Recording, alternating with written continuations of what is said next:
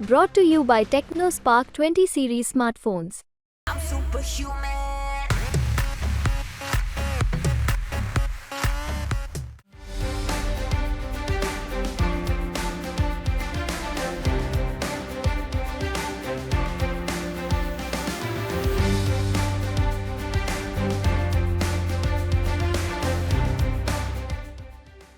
દિલ્હીની તમામ 7 બેઠકો પર મતદાન ચાલી રહ્યું હતું. દિલ્હીના મુખ્યમંત્રી અરવિંદ કેજરીવાલ પરિવાર સાથે મતદાન કરવા પહોંચ્યા હતા.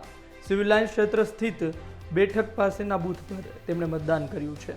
આ દરમિયાન તેમણે તમામને તાનાશાહી, બેરોજગારી અને મોંઘવારી સામે મત આપવા અપીલ કરી છે. આપને જણાવી દઈએ, અરવિંદ કેજરીવાલ હાલ જેલ બહાર છે. તેમના પર મની લોન્ડરિંગ કેસના મામલામાં કેસ ચાલી રહ્યો છે.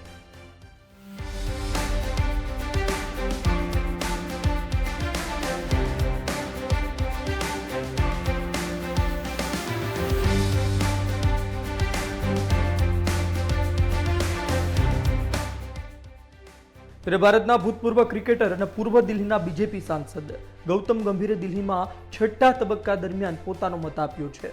મીડિયા સાથેની વાતચીતમાં ગંભીરે મતદારોને ચૂંટણીના છઠ્ઠા તબક્કા દરમિયાન મોટી સંખ્યામાં બહાર આવવા અને મતદાન કરવા અપીલ કરી છે.